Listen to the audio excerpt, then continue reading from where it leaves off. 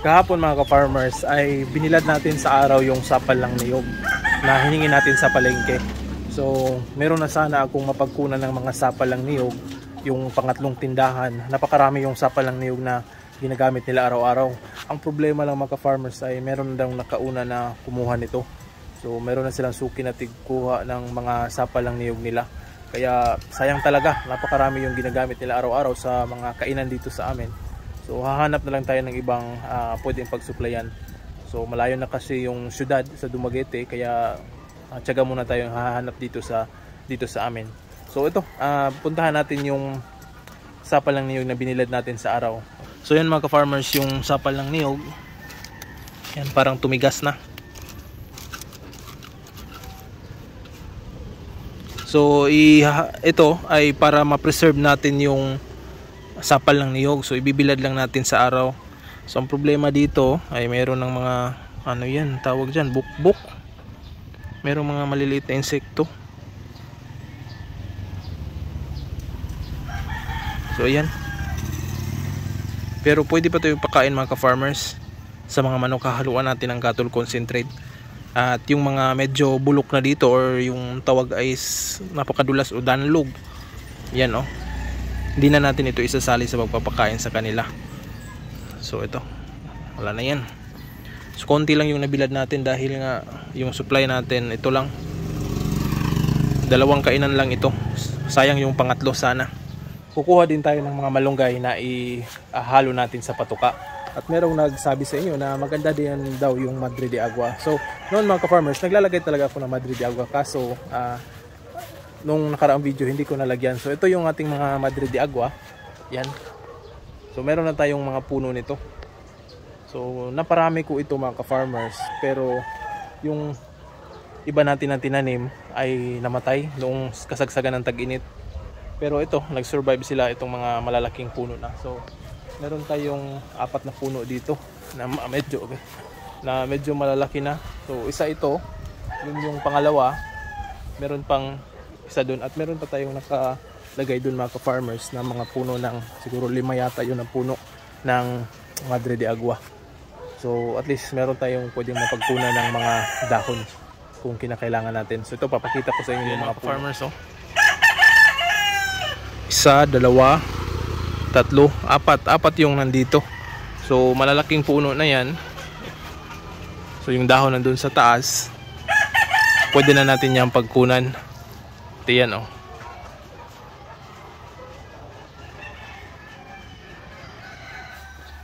Kukuha lang tayo ng dahon dito mga ka-farmers.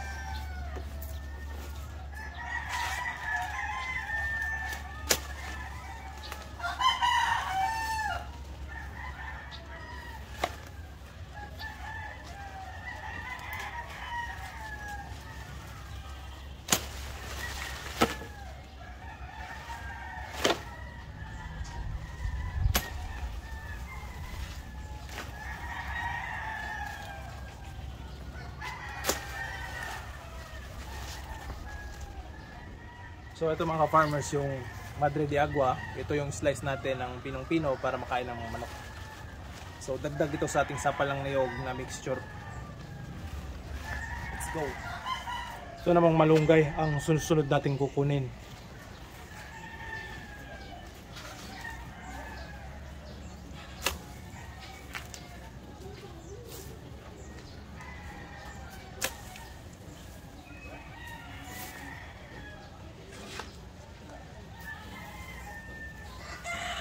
So ito, napakarami na nito.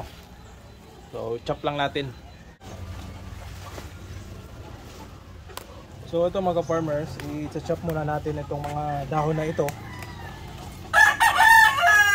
para mas mabilis makain ng mga manok.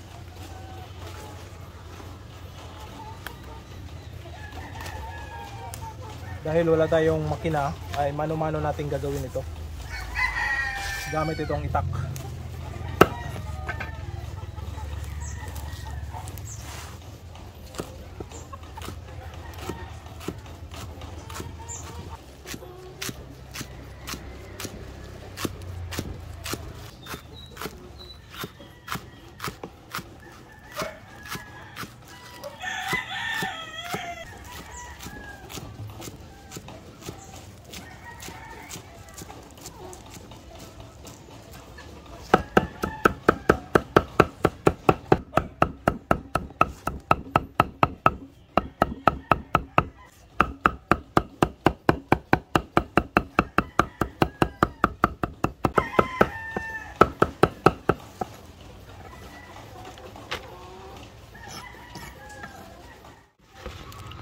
So ito mga ka-farmers, tinimbang natin yung imimix natin ngayon.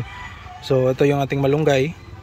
Yan, meron tayong 1/4 mahigit kilo ng malunggay. So yan yung mga imimix natin. So 1/4 kilo. Yan. Ito yung 1/4. At itong Madre de Agua natin, titimbangin natin kung ilang kilo yan.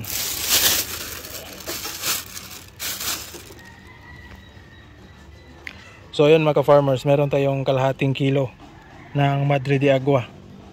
So 1/4 nito mahigit at saka kalahating kilo ng ito, yung Madre de Agua natin. So ito 3/4 mahigit yung forage natin na inihalo. So haluan pa natin na magtitibang pa tayo ng sapal ng niyog at saka yung cattle concentrate. Alright. Ito yung sapal ng niyog mga ka-farmers. Ito yung titimbangin natin. Yan, meron tayong 1 kilo mahigit. 1 kilo and 200 grams ng sapal ng niyog. So ito yung ating cattle concentrate. Konti to, siguro abot pa ito ng 1/4 kilo. So ito ay yung tira-tira natin. Yung tira na siguro pang 5 araw na natin ginamit. Yung 2 kilo, meron pang natira. So yan. So tamang-tama, 1/4 kilo yung natira. So yun yung imimix. At ito, haluan natin ng konting mais. Titimbangin natin ito. Dadagdagan lang natin para 1/4 din. So ito mga ka-farmers, dadagdagan na natin yung crack corn. Meron na tayong 1/4 kilo ng mais. Yun ang ihahalo natin dito sa mixture natin. So ngayon, haluin muna natin lahat ito. So ito na mga ka-farmers, hahaluin na natin lahat yung mga ingredients na ginawa natin. At saka imimix na natin yung cattle concentrate lahat-lahat dito para ipakain sa ating mga alagang manok. So, ito yung sapal ng niyog.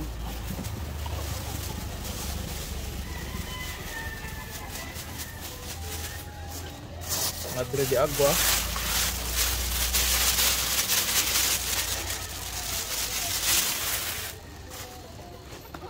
Malunggay.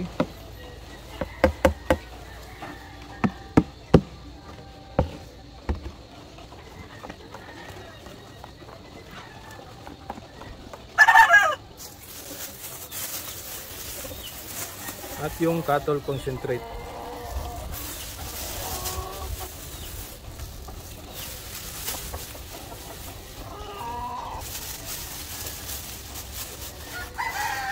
Okay, halo na natin ng mais.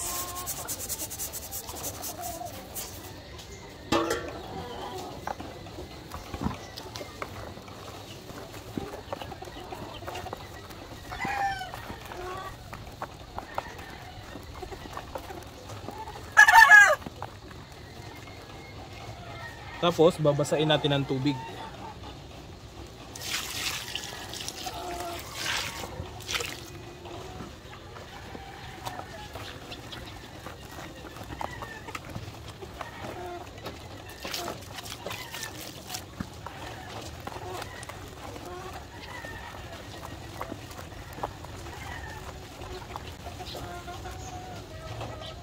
So ito na. Ito na mga ka-farmers yung mixture natin. Mas maigi mga ka-farmers kung meron pa kayong ihalong darak dito. Pero sa akin ngayon wala akong available na darak. Yung darak sa palay yung mas mabuti. Pero kung wala, kung meron kayong mga darak ng mais or corn brand, pwede nyong idagdag dito. So sa ngayon wala pa tayong available. Hindi pa tayo nakabili ng mga darak. Kaya ito muna yung ibibigay natin. Pero kung meron kayo, mas mabuti idagdag na lang dito. So ito ay siguro makakapagkain ng mga 80 heads na mga manok. Kahit ganito lang ito. Ang kwenta ko dito mga ka-farmers ay yung mixture natin lahat-lahat. Ang ginastos lang natin doon is yung cattle concentrate at saka yung crack corn. So cattle concentrate 1/4 kilo is nasa 6.25 pesos. Dahil 25 pesos per kilo yung mga ka-farmers. Ang 1/4 kilo is 6.25.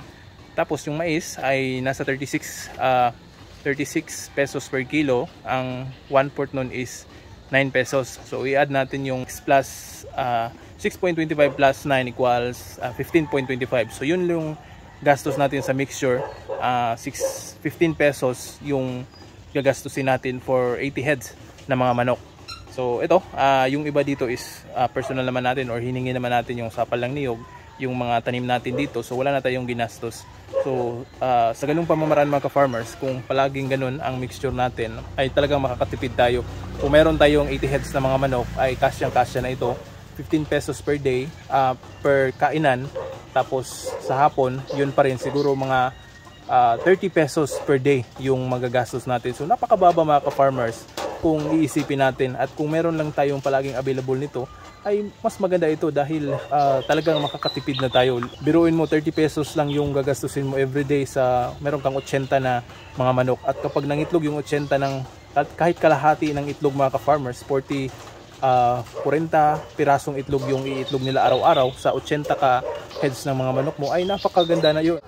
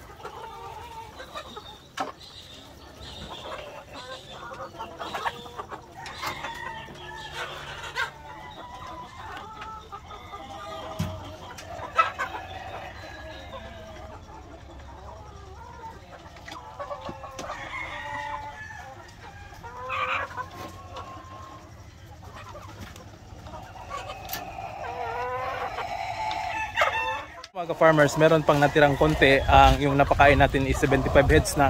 Ito ay tamang-tama sa 5 manok. Kaya ibibigay na lang natin dahil extra naman ito. Ibibigay natin dito sa mga pabo natin. Dahil ang napakalangas ingay nila. So ito, ibibigay natin. So yun palang ginastos natin or timbang ng mixture natin is 1 kilo ng sapalang niyog, kalahating kilo ng Madre de Agua, 1/4 kilo ng malunggay, 1/4 kilo ng cattle concentrate, at saka yung 1/4 din crack corn.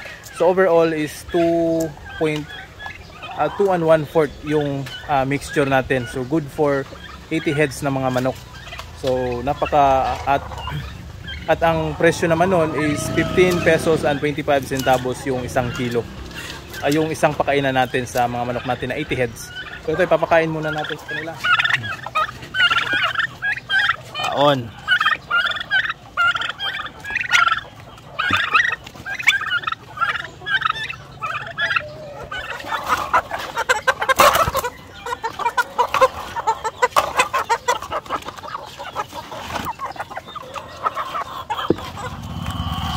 So napaka-wise tong mga manok na ito.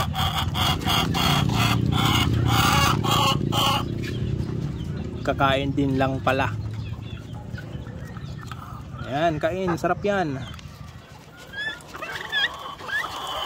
Yan o. Ang bilis kumain dahil may feeds.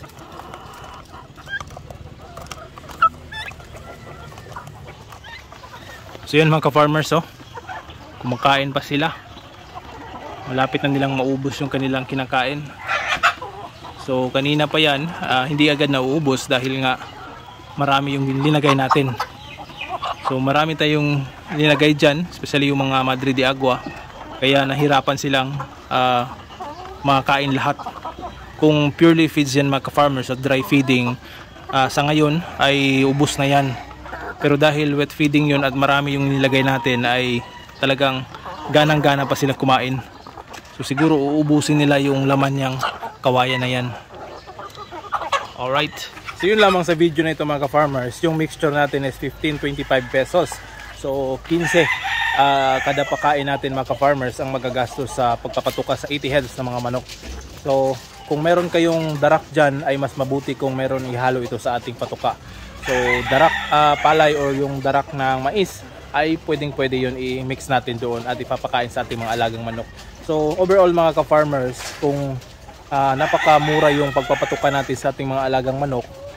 For example, ito meron tayong 80 heads na mga manok, tapos 15 pesos per kain lang. So that's 30 pesos per day yung magagasto natin sa 80 ka piraso na mga manok or yung layer natin. At dahil hindi gaanong malakas mangitlog yung pangpatukan natin, na hindi gaanong kumpleto sa sustansya, kaya paglagay na lang natin na hindi sila lahat mangingitlog. So ilalagay natin na 50% ng mga manok ay mangingitlog at yung 50% naman ay hindi sila mangingitlog. So meron tayong 80 heads na manok, tapos kalahati nun is 40 heads. So yung 40 heads ay mangingitlog ngayon araw-araw. So sa 40 piraso na mga itlog, isang tray at 10 piraso na itlog. So dito sa akin, ang minimum ko na itlog is 300 pesos yung isang tray.